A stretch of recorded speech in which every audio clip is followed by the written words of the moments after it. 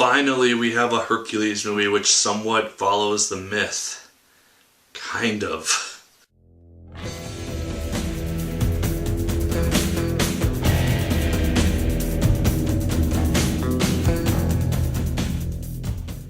Hello once again, watchers of good movies. My name is Nick Pell, and this is once again coming from my white room. Now, today I'm going to be talking about Hercules, not the Disney musical that came out in the 90s, not the piece of crap that came out earlier this year.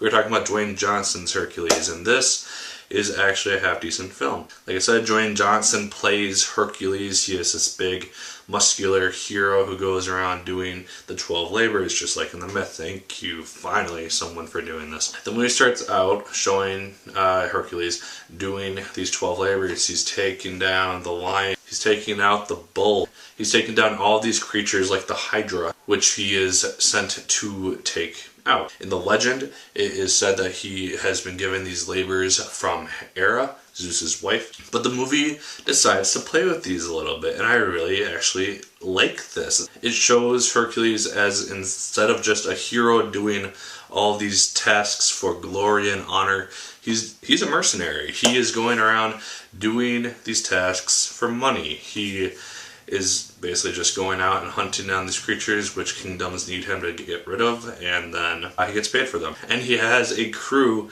of fighters with him, which I also thought was kind of neat. While the legend is mainly about Hercules, he has all these fighters which he could never complete these tasks without, and I honestly kind of enjoyed that. I thought that his ensemble of characters around him worked really, really well. They all had their own unique personalities. The woman, Archer, she was crazy cool, I thought at least. And then pretty quick into the movie, he gets hired by John Hurt's character. He is a king of this kingdom who hires Hercules and his crew to go and try to defeat a rival king who is, or a rival invader, who is trying to take down John Hurt.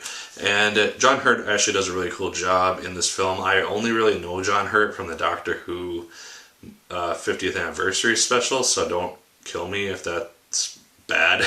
The movie also kind of plays on the part in the myth where Hercules' wife and kids get murdered in the myth. He falls into a fit of madness and ends up killing them, and then realizing what he did, and then commits suicide afterwards. This doesn't really involve that too terribly well towards the end, but it is kind of nice to see this issue dealt with instead of just kind of played around with and having Megara as just this lover who has no real reason for being in the movie. Some things about the film did annoy me though. Towards the beginning, the movie is very, very slow. It opens kind of action-packed and exciting when it introduces Hercules and his band of fighters, and then it slows way down for a little bit, and that really bugged me. It slows down for like 15 minutes or so, and I was just bored. I thought this was going to be the tone of the whole movie. And then it picks up about, 40 minutes into it, and then the fighting basically stays fairly consistent from there. And I really like that. We got to see plot development, we got to see twists. There wasn't actually a twist that I didn't expect coming. If I had thought that it was going to happen, it would have been a little more obvious. But I thought this was going to be a straightforward Hercules doing the deed for the king and then going on his way, movie done.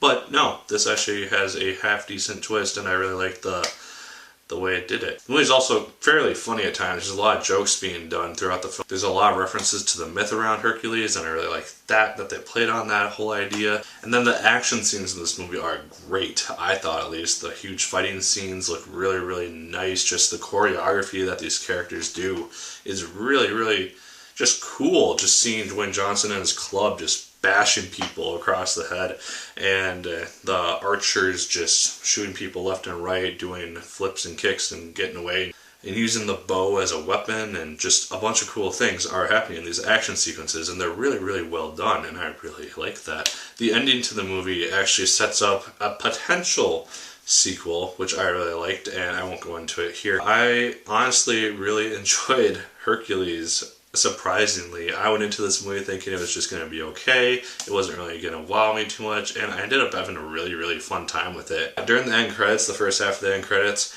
it kind of shows how Hercules ended up doing all of his labors, at least the ones that they show at the beginning of the movie.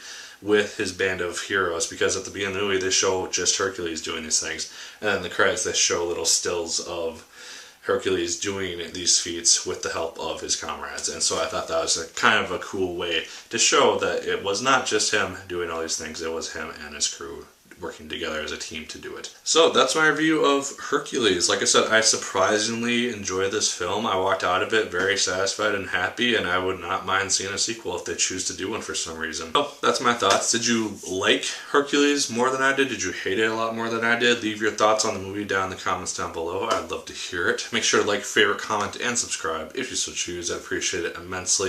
And as always, my good people, my name is Nick Pell, and once again, keep on watching.